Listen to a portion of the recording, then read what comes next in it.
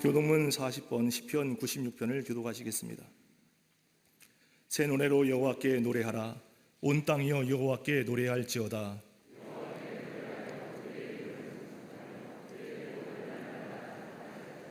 그의 영광을 백성들 가운데, 그의 기이한 행적을 만민 가운데 선포할지어다.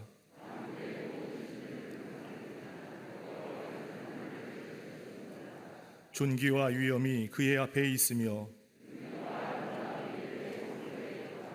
아름답고 거룩한 것으로 여호와께 예배할지어다. 하늘은 기뻐하고 땅은 즐거워하며 바다와 거기에 충만한 것이 외치고, 그때 숲의 모든 나무들이 여호와 앞에서 즐거이 노래하리니, 그가 의로 세계를 심판하시며 그의 진실하심으로 백성을 심판하시리로다. 아멘.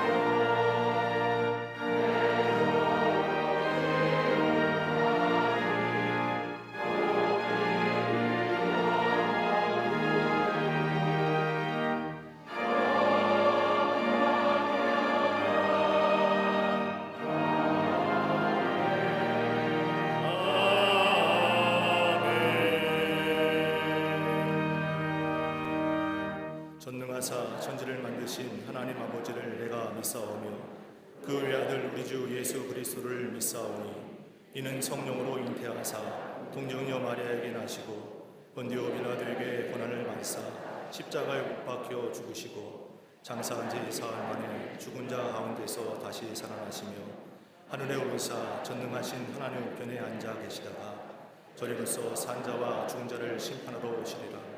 성령을 믿사오니 거룩한 공예와 성도가 서로 교통하는 것과 죄를 사하여 주시는 것과 몸이 다시 사는 것과 영원히 사는 것을 믿사옵나이다. 아멘. 복된 주일을 허락하시사 예배당과 가정재단에서 예배를 드림으로 나태와 무기력의 잠에서 깨어나게 하심에 감사를 드립니다. 반드시 이기게 하시는 예배의 은혜로 한 주간도 새로워지게 하시며 유일한 위로와 소망이 되시는 주님을 만나는 은혜가 넘치게 하여 주시옵소서. 지난 한 주간의 삶을 돌아볼 때 저희 자신이 인생의 주인이 되어 늘 걱정과 근심과 염려 속에 휩싸여 살아왔음을 고백하오니 용서하여 주시옵소서. 이 시간 성령의 만져주심으로 단순한 고백이 아닌 온전한 믿음으로 한 발자국씩 떼어나가는 신실한 예배자로 세워 주시옵소서. 대한민국과 열방에 소망의 은혜를 허락하실 하나님 아버지, 코로나19로 인한 역사의 격동기에 험난한 협곡을 지나가는 이 민족의 국론이 분열되지 않게 하여 주시옵소서. 나라와 민족을 위한 쉼없는 기도를 드리므로 이 민족이 영적 안전지대에 거하게 하옵소서. 목요일에 있을 포괄적 차별금지법 반대와 철회를 위한 한국교회 기도회를 통해 기도의 강수가 흐르는 방향으로 이 나라에 나아갈 방향이 결정되게 하여 주시옵소서. 교회들마다 어떤 상황에서도 하나님을 경외하며 만물의 주권자여 왕 되시는 그리스도를 선포할 때 길어지는 고통 앞에서 이 민족이 기대고 의지할 수 있는 성령 충만한 교회들로 거듭나게 하여 주시옵소서.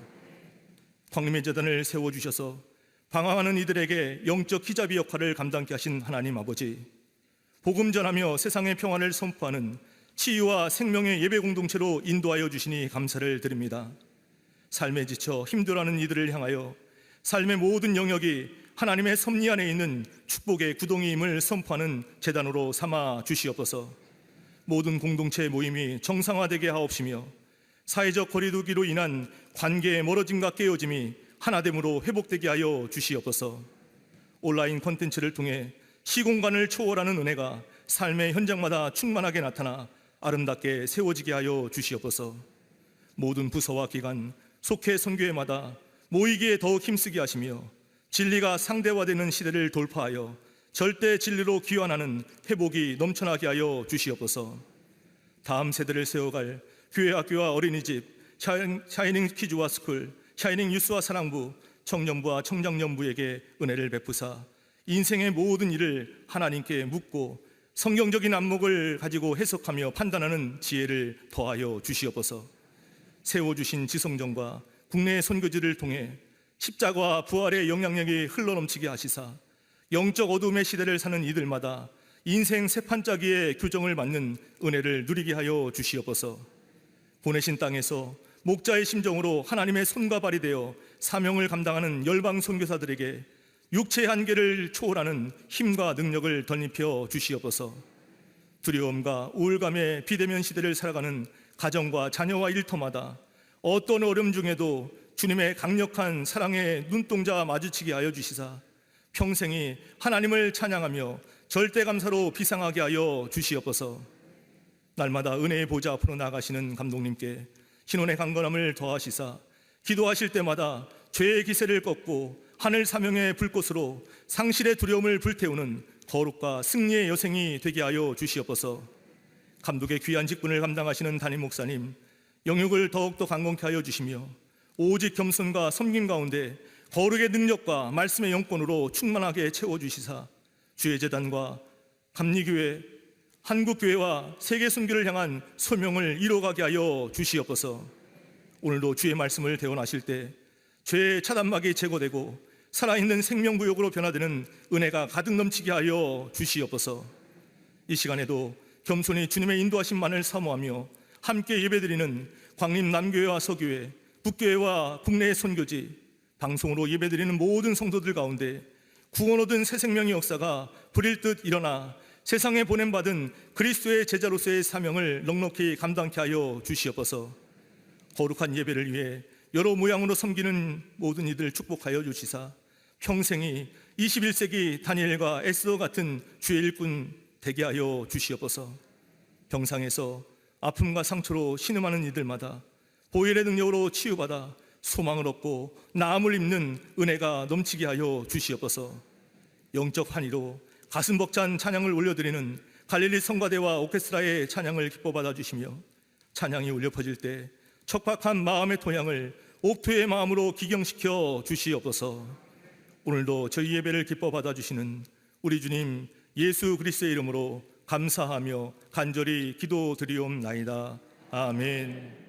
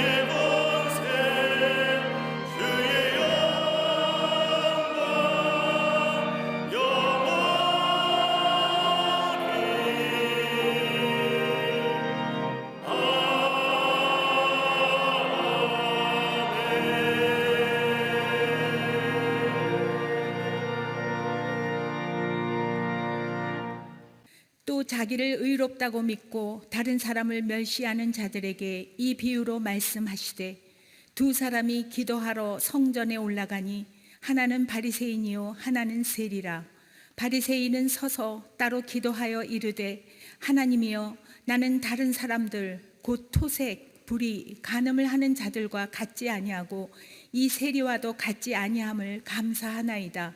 나는 일에 2번씩 금식하고 또 소득의 11조를 드리나이다 하고 세리는 멀리 서서 감히 눈을 들어 하늘을 쳐다보지도 못하고 다만 가슴을 치며 이르되 하나님이여 불쌍히 여기소서 나는 죄인이로소이다 하였느니라.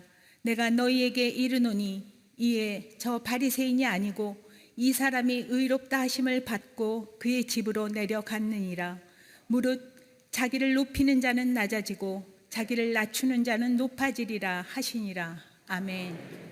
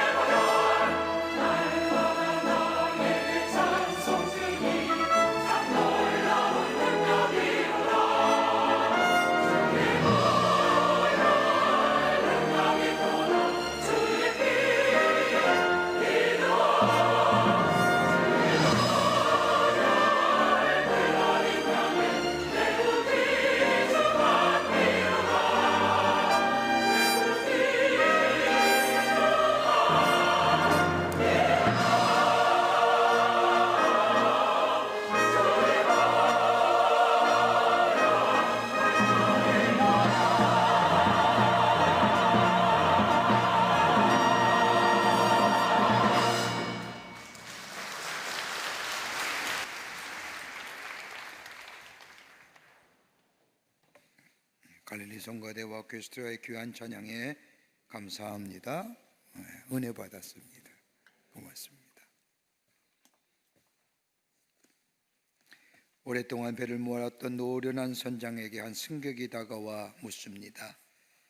선장님은 배를 오랫동안 몰면서 어느 때 가장 힘이 들었습니까? 라고 묻자 선장이 웃으면서 대답하기를 내가 배를 몰면서 가장 힘들었던 때는 약 20m의 풍랑을 만났을 때였습니다.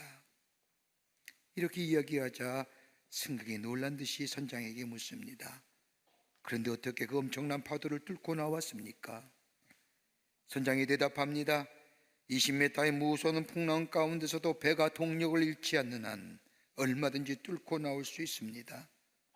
그러면서 말하기를 배가 동력을 잃어버리면 그 배는 표류하게 되고 배가 표류하게 되면 그 배는 즉시 파손하게 됩니다. 그러나 아무리 엄청나고 무서운 풍랑이 일어나더라도 배의 동력만 있으면 얼마든지 그 풍랑을 이길 수가 있습니다라고 대답했다고 합니다. 우리의 삶도 이와 같지 않을까요? 배의 동력이 상실되었다는 것은 마치 우리의 인생에서의 방향성이 상실하였다고 할 수 있습니다.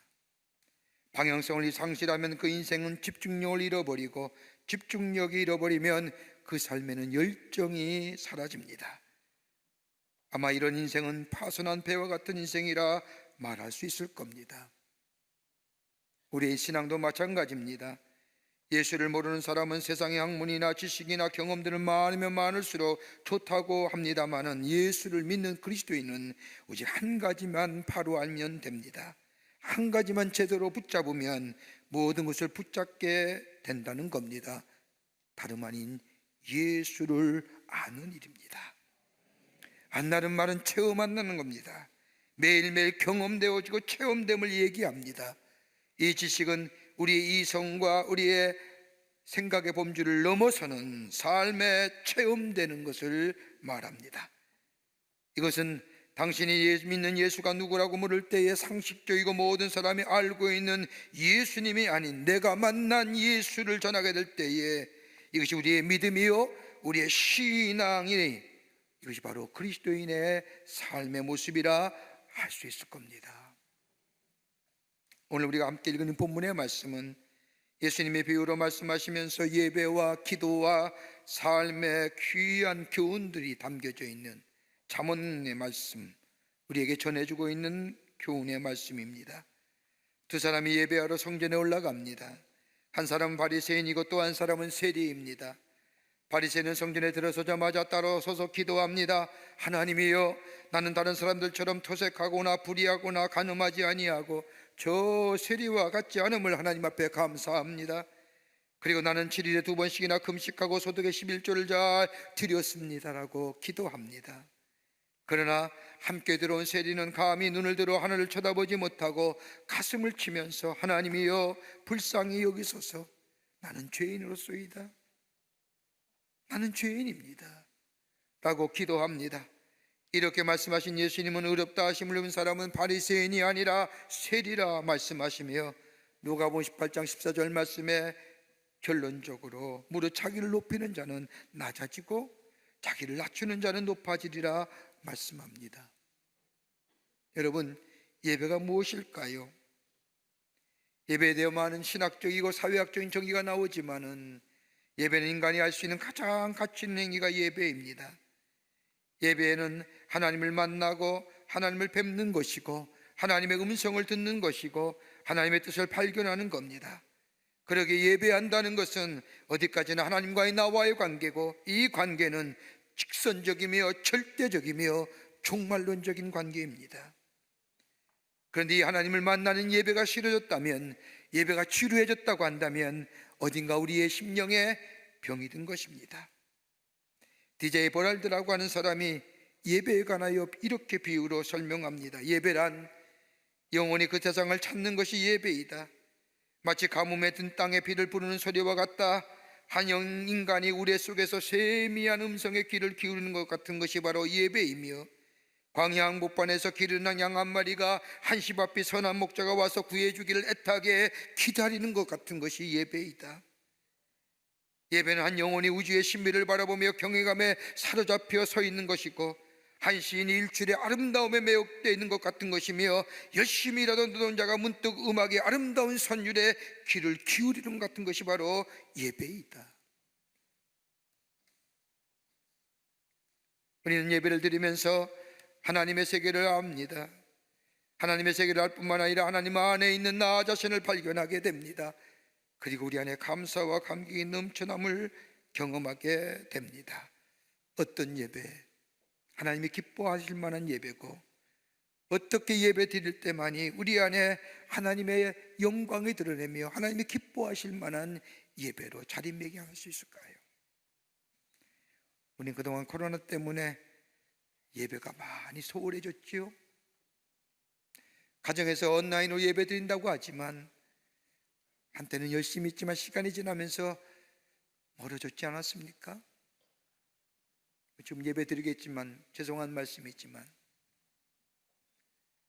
오늘 조금 완화되어서 우리 함께 예배 드리는 이 시간, 어떤 예배, 어떤 예배자의 자세가 하나님의 은혜를 받고 새로워지는 역사를 경험할 수 있을까요? 예배가 회복돼야 되는데, 제단이 새롭게 수축돼야 되는데, 오늘 본문의 말씀을 통해서 함께 말씀을 나누며 은혜 받기를 원합니다. 첫 번째는 하나님께 예배하는 자는 은혜 중심적 사람이 됩니다. 오늘 13절 말씀을 보면 세리는 멀리 서서 감히 눈을 들어 하늘을 쳐다보지 못하고 다만 가슴을 치면서 이르되 하나님이여 불쌍히 여기소서 나는 죄인으로소이다라고 고백합니다. 세리는 하나님의 거룩한 성전에 들어와 감히 눈을 들어 하늘을 쳐다보지 못하고 가슴을 치면서 하나님이여 불쌍히 여기소서라고 기도할 이유가 어디에 있었을까요? 아마 그의 기도는 하나님의 은혜를 구하는 기도일 겁니다. 죄인된 모습이기에 하나님의 은혜를 구하는 기도일 것입니다. 여러분, 예배할 때가 이런 것입니다. 하나님 앞에 예배할 때 우리는 하나님의 은혜를 구하여야 됩니다. 그럴 때 하나님의 사랑과 자비하심이 우리 안에 넘치게 되고 그 은혜와 자비하심 속에서 우리는 하나님의 함께하심, 하나님의 임마누엘, 하나님의 동행하심을 다시 한번 체험하며 깨닫게 됩니다. 그 임마누엘 하나님이 오늘 나와 함께 하셨기에 내가 오늘 여기 있음을 깨닫게 되며 하나님 앞에 감사할 수가 있습니다. 예배 드릴 때에 이런 역사가 일어납니다. 아, 하나님이 나와 함께 하셨구나, 하나님이 나와 동행하셨구나. 지난 1년의 세월을 돌이켜볼 때 험산 중령 같은 참으로 한 번도 가보지 못한 길을 걸어왔지만은 그 가운데서도 음침한 골짜기에서도 사망의 음침한 골짜기에도 나를 지키시고 인도하시며 나와 함께 하셨던 그 하나님, 그 임마누엘 주님, 하나님 앞에 예배하며 하나님의 은혜를 깨닫게 될 때에 그 사랑과 자비하심이 우리 안에 있게 되고 그 사랑과 자비하심이 우리로 하여금 아하, 하나님이 함께 하셨음을 고백해 한다는 겁니다. 은혜를 깨닫게 되면, 은혜를 받게 되면 새로운 존재가 됩니다. 보는 것이 새로워지게 됩니다. 환경과 여건과 문제로 인하여 왜 내게 이런 고통이 있어야 합니까? 다른 사람은 편하게 잘 사는데, 예수를 믿지 않는 사람들을 보면 예수 믿는 나보다 편안하게 잘 사는데, 이렇게 상대적인 관점에 바라보았던 이 관점이 예배 드릴 때 하나님의 은혜를 받게 되면 새로워집니다. 상대적이고 비교했던 관점이 절대적인 관점으로 변하게 됩니다. 하나님과의 깊은 영적인 교제합 속에 그 은혜 안에, 은혜의 물결 안에 거하게 될 때에 보는 것이 달라지고 생각하는 것이 달라지게 됩니다.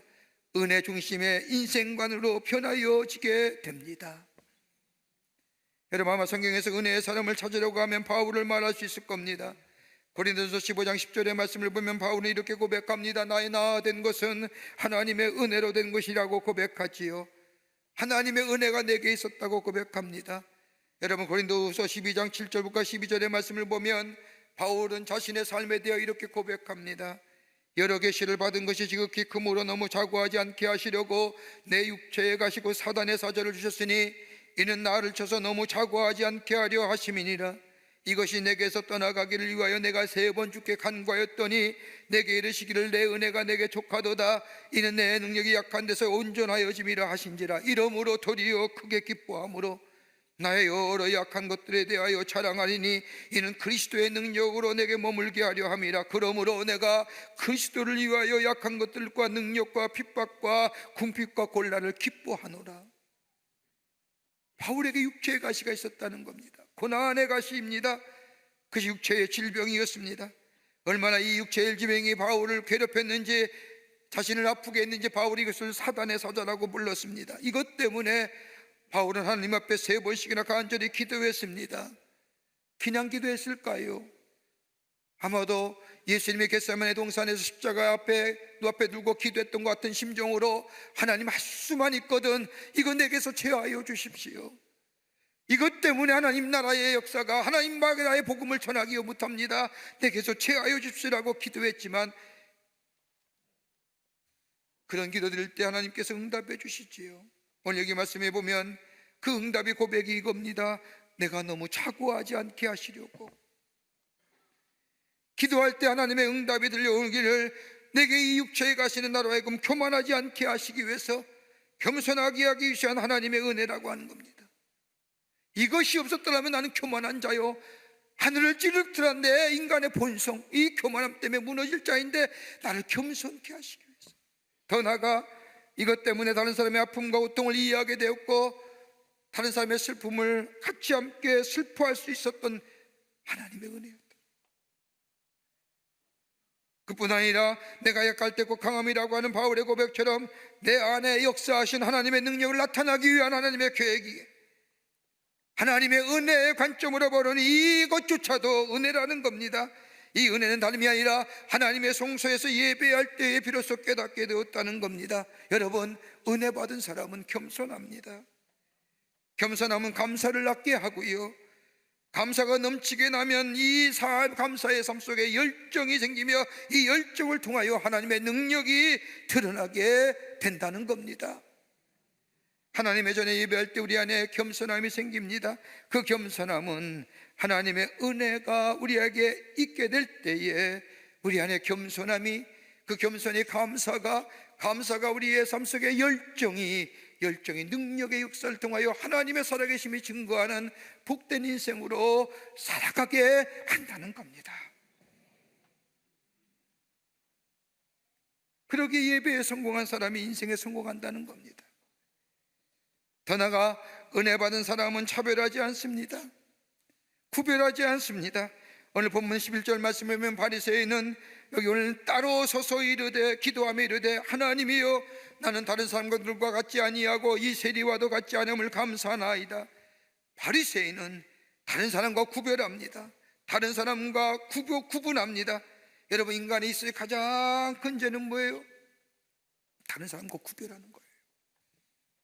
여러분, 이것만큼 무서운 죄가 없습니다. 나는 저 사람과 달라, 나는 저 사람과 다른 사람이야, 다른 환경의 사람이야, 이렇게 생각하며 구별되고 차별하는 사람, 여러분, 이 구별성과 차별성의 밑바닥에는 교만함이 자리 잡고 있는 겁니다. 여러분, 하나님은 교만한 자를 물리치시지 않습니까? 성경의 말씀을 보면 가인의 교만함이 아벨을 죽이고 사울의 교만함이 있을 때 하나님은 그에게서 성신을 걷어가심으로 그의 자리를 내리게 하시며, 여러분, 교만하다는 말은 다른 말로 말하면 자기 집착이에요. 오늘 바리새인이 교만하다는 증거가 오늘 본문의 말씀에 나옵니다. 바리새인이 하나님의 성전에 올라가 기도하는 모습을 보면 나라는 것을 강조합니다. 11절에 나는 다른 사람들 토색 불이 간음하는 자들과 같지 아니함을 감사하나이다. 12절에 와서도 나는 일해에 2번씩이나 금식과 거도 소득의 11조를 드립니다. 짧은 말씀에 나라는 것이 2번이나 나옵니다. 영어 성경을 보면 3번 나와요. 나라는 것이 집착하는 겁니다. 나라는 것이 집착하고 나니 다른 사람과 차별성을 두지요. 더 나아가 오늘 11절 말씀을 보십시오. 같이 함께 성전에 들어왔는데 같이 함께 앉은 자리에서 예배하면 얼마나 좋을까. 바리새인은 11절 말씀에 따로 서서, 무슨 말씀입니까? 나는 저 세리와 다르다는 겁니다. 저 세리인 죄인과 함께 자리할 수 없다는 겁니다. 내가 저 사람과 같은 대접을 받을 수 용납할 수 없다는 말씀입니다. 여러분, 성경은 뭐라고 얘기합니까?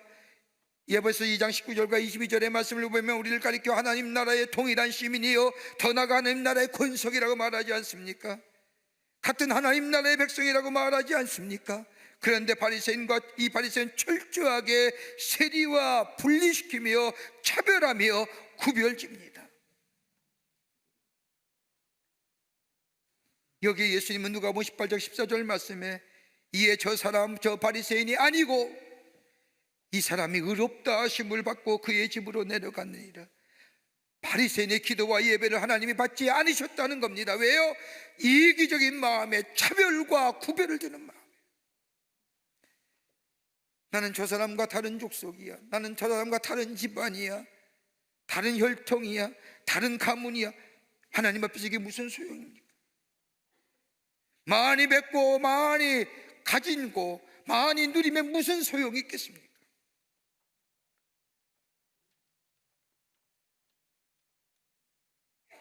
다른 사람에 대한 차별성은 자기 집착이요, 이건 우리 안에 있는 교만의 모습입니다. 그러나 우리가 하나님의 성전에 예배드릴 때 내가 누구임을 깨닫고 하나님의 은혜와 사랑이 내 안에 있음을 감사하며 감격하며 그 은혜 안에서 하나님의 함께하심 임마누엘의 주님을 경험하게 될 때에 내 삶에 다시 한번 하나님의 은혜를 통하여 새로운 생명의 역사를 경험하며 인도하신 하나님 앞에 감사하며 감격하며 새로운 열정에 하나님의 능력을 나타나는 하나님 나라의 복된 백성의 삶으로 살아가게 되는 줄 믿습니다. 은혜 구하는 거예요. 은혜 중심의 사람 되는 거예요. 그러기에 전인격적으로 응답하며 참여하는 자에는 하나님의 은혜가 있어 은혜가 새롭게 하시는 역사. 여러분, 예배드리면 매일매일 새로워집니다.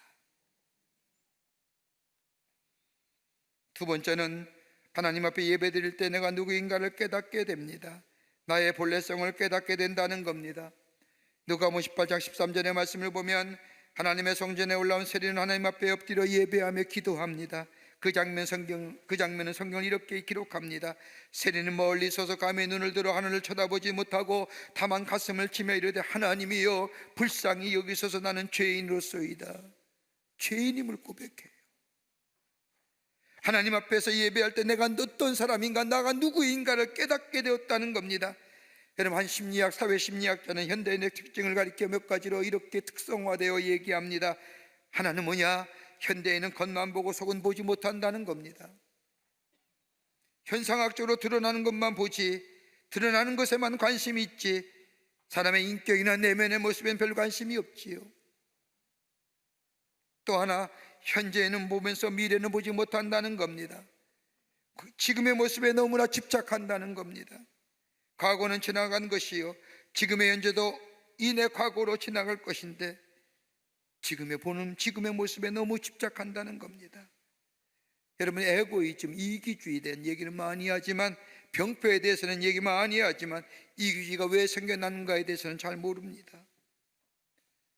그래서 많은 사람들이 에고이즘, 이기주의는 뭐 인간의 내면적인 것, 여러 가지 환경과 여건, 성격, 여러 가지 가는 것으로 이 이기주의에 대한 얘기를 하지만은, 여러분, 엄밀하게 얘기하면 뭐가 이기주의의 원인이에요? 지금의 것에 너무 집착하는 거예요. 지금의 모습에 나라는 존재에 집착하면 이기주의가 생기는 거예요. 현재에 붙들어서 하면, 미래를 바라보지 못하면 이기적인 것이 되는 거예요. 또 하나 특성은 뭐냐? 다른 사람을 보면서 나 자신은 잘 보지 못하지요. 세상도 잘 보고 남의 일에 관심도 많고 남의 일에 대해 얘기도 많이 하지만, 이렇고 저렇고 얘기에 대하여 많이 이야기하지만 정작 자신은 헤아려 보지 못한다는 겁니다. 다른 사람에 대해서는 비판의 잣대는 무섭게 들이대면서도 자신에 대해서는 한없이 너그러워지는 것. 그러기에 예수님도 얘기하지 않습니까? 마태복음 7장 3절의 말씀을 보면 어찌하여 형제의 눈 속에는 티는 보고 내 눈 속에는 들보는 깨닫지 못하느냐. 알지 못하고 깨닫지 못하는 것이, 많은 것은 알고 있으나 정작 자신을 모르는 것이 현대인의 모습이라는 겁니다. 그런데 하나님 앞에 예배할 때에 내가 누구인지를 깨닫게 됩니다. 내 본래성이 알게 된다는 겁니다. 오늘 세리가 하나님 정면에 나와 예배할 때에 나는 죄인입니다. 하나님의 은혜가 필요합니다. 하나님의 사랑이 필요합니다. 시편 51편의 말씀을 보면 다윗이 우리아의 아내였던 바세바를 취한 후 우리아를 전쟁터에 나가 죽게 하지요. 그때 나단 선지자가 나와 엄히 꾸짖게 될 때에 그는 하나님 앞에 회개하며 지은 새가 시편 51편의 말씀입니다. 그때에 이 50편 5절의 말씀을 보면 다윗이 고백합니다. 모친이 죄 중에서 나를 잉태하였나이다. 부정한 강구 속에서 태어난 것이 아니라 이 말의 희비적 언어의 의미를 보면 날 때부터 죄인이라는 겁니다. 어렸을 때부터 죄인이므로 오늘 사건이 우연한 사건이 아니라 돌발적인 사건이 아니라 내 속에 축적되었던 죄가 드러났다는 겁니다.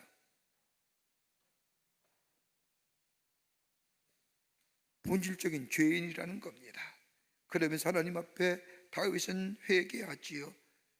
여러분, 거듭남의 시작이 어디입니까?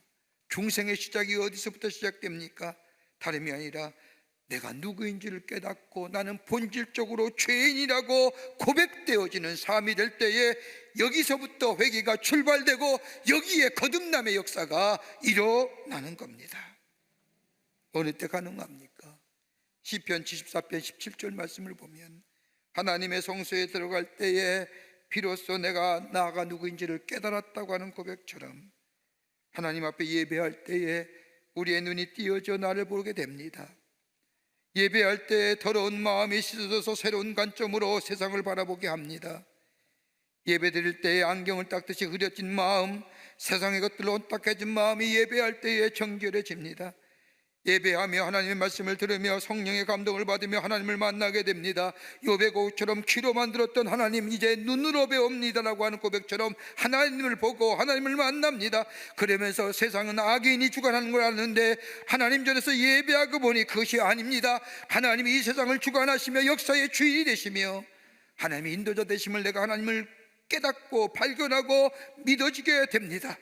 하나님 공의로 심판하시며 공의로 다스리는 분임을 내가 믿습니다. 어디에요?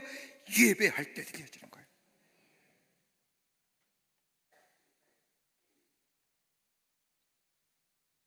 종교심리학자들이 의하면 여러분 교회에 나와서 다 은혜 받는 것 같지요? 아니잖아요.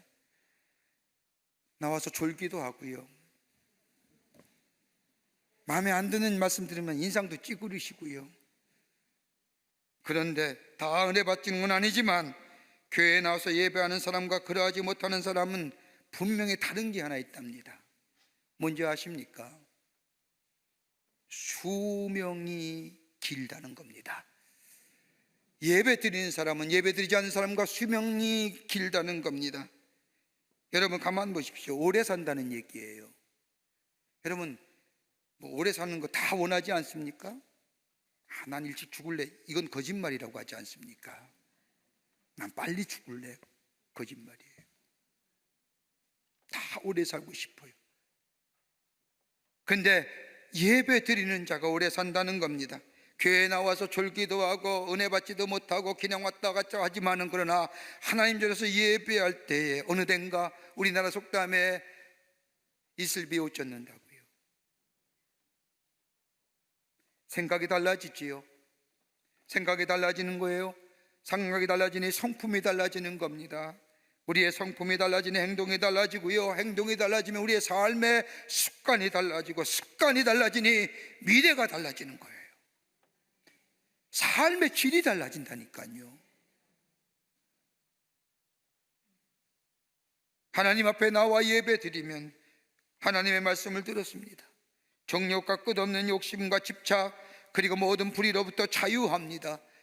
얽매여 있던 것들부터 자유하지요. 근심과 걱정으로부터 자유하지요. 내 영이 깨끗해지지요. 그렇게 오래 산다는 거예요. 오래 살고 싶으세요? 주일 예배만 참석하세요. 오래 삽니다. 왜 아멘들 안 하십니까? 우리가 하나님 앞에 예배 드리는 이유, 주일 앞에 나와 하나님 앞에 엎드려 예배할 때에 우리 안에 자리 잡고 있는 정욕과 끝없는 욕심과 집착 그리고 모든 고집과 불의로부터 자유할 뿐만 아니라 내 영이 깨끗해지고 십자가의 은혜가 내게 임하며 그 십자가 은혜 앞에 내가 누구인지를 깨닫게 되고 자랑과 교만함이 사라지는 전 인간적인 응답에 참여하는 자가 될 때에 우리 안에 주의 주시는 놀라운 은혜와 하나님의 축복이 풍성한 삶으로 삶의 풍요로움을 누리며 사는 인생으로 살아가게 될 줄 믿습니다. 끝으로 긍휼을 구하는 마음입니다. 하나님의 긍휼하심을 구하는 마음. 누가복음 18장 13절의 말씀을 보면 세리는 멀리 있어서 감히 눈을 들어 하늘을 쳐다보지도 못하고 다만 가슴을 치며 이르되 하나님이여 불쌍히 여기소서 나는 죄인으로소이다. 오늘 본문의 말씀은요, 두 사람이 하나님의 성전에 올라가 예배하며 기도하는 모습입니다. 바리새인은 성전에 들어와 딱 서서 하나님 앞에 손을 번쩍 들더니 기도하기를 내가 일주일에 2번 금식하고 11조를 바치며 이렇게 의로운 일을 하였습니다 라고 기도하며 덧붙이기를 나는 저기 저 죄인과 같지 않습니다 라고 기도하며 예배하며 기도를 마칩니다. 그러나 세리는 성전에 들어와 고개를 숙이고 기도하면서 누구를 비판하거나 원망하거나 하지 않고 오직 주의 긍휼을 구합니다. 주여 나는 죄인입니다. 불쌍히 여기소서. 하나님의 긍휼을 구하는 기도, 그저 하나님 앞에 불쌍히 여겨달라는 겁니다. 불쌍히 여겨달라, 긍휼히 여겨달라는 겁니다. 여러분, 긍휼이란 단어는 영어로 sympathy라고 말하는데 이것을 번역하면 그래서 together, pathy라고 해서 함께 고통 경험, 이런 얘기입니다. 함께 고통을 경험하는 것입니다. 함께 아픔을 경험하는 것입니다. 헬라어로는 엘레몬이라고 말하고 이 말은 히브리어인 세데크에서 나온 말인데, 하나님의 높은 마음, 아버지의 마음, 아버지가 그 자녀를 사랑하는 마음, 이 수직적이고 하향적인 사랑을 지칭하게 될 때에 심패티, 다른 사람의 마음속으로 들어가며 다른 사람의 아픔이 내 마음속에 전달되어 내 가슴에 점여지어지는 것, 상대방의 고통이나 상대방의 고통이나 상대방의 아픔이 내게 그대로 전달되어 같이 아파하고 같이 고독해하며 같이 고통을 느끼는 마음, 이것이 긍휼이라는 겁니다. 이 긍휼의 마음은 하나님이 가지고 있는 성품이기도 하지만 당신께서 당신의 형상대로 우리를 지으실 때 우리에게 부어주신 당신의 성품과 동시에 우리 안에 있는 성품입니다. 어딜 때 긍휼함이 나와요? 하나님 앞에 예배할 때 하나님의 긍휼하심을 경험합니다. 나의 아픔과 고통을 함께 하시기를 마다하시는 하나님의 놀라운 은혜와 사랑, 내가 슬플 때 나의 슬픔을 하시고 나와 함께 아파하실 뿐만 아니라 나를 위로하시는 하나님, 내가 괴로울 때 나의 괴로움을 하시고 나와 함께 동행하시며 함께 괴로워하시는 하나님, 그리고 나에게 이길 힘과 능력을 주시는 하나님, 이 긍휼하심을 경험한 사람은 다른 사람에게도 내가 이 긍휼하심을, 내가 체험한 이 하나님의 긍휼을 전하는 자 됩니다. 그러기에 하나님은 이러한 긍휼의 마음을 우리에게 주시길 원하고 가지라고 말씀합니다. 출애굽기 33장 19절의 말씀을 보면 하나님은 긍휼히 여길 자를 긍휼히 여기신다는 거예요. 자격 없는 자를 사랑하시고 사랑받을 가치 없는 자를 사랑하시는 이 절대적인 사랑, 하나님의 사랑에 받을 자격이 없는 우리들을 사랑하시고 또 함께 하시는 이 하나님의 긍휼, 이 하나님의 긍휼하심이 우리에게 넘쳐나면 이것이 복된 인생이고, 그 긍휼하심을 가지고 다른 사람을 향하여 이 긍휼을 베풀 때에 이 어두운 세상에 빛과 같은 존재로 빛을 비추는 인생이 된다는 겁니다. 예배할 때 그래서 긍휼을 구하는 겁니다. 하나님의 긍휼하심이 함께 하시고 슬퍼하시고 고통하시고 기뻐하시고 즐거워하시는 그 하나님의 긍휼하심이 내게 필요합니다. 그럴 때 하나님의 긍휼하심이 나를 치유하시고 회복시켜 주시고 새롭게 하시고 능력을 주실 뿐만 아니라 이 긍휼하심을 입은 우리들이 나아가서 그 긍휼함을 전하는 자 될 때 이 세상에 빛된 존재로, 하나님의 사랑을 전하는 존재로, 세상을 살아가는 존재로 복된 걸음, 인생의 걸음을 걸어가게 하실 줄을 믿습니다. 오늘 세리의 기도가 바리새인 기도가 낫다는 이유가 여기 있는 겁니다. 비판하거나 탓하거나 평가하지 않고 자기의 부족을 고백하며 하나님의 긍휼을 구하는 마음, 하나님의 은혜, 하나님의 사랑을 깨달아 내가 누구인지를 알 뿐만 아니라 다른 사람에게 전하는 자, 이 놀라운 은혜를 증거하는 자 될 때에 하나님 우리에게 의와 거룩과 화평함을 주실 뿐만 아니라 이 세상에서 하나님의 사람으로 복된 인생으로 걸어가는 아름다운 인생으로 살아가게 해 주실 줄을 믿습니다. 이런 인생의 귀한 믿음의 걸음을 걸어가시는 여러분과 저와 되시기를 주의 이름으로 축원합니다. 하나님 감사합니다. 저희를 사랑하시고 지키시고 인도해 주심에 감사합니다.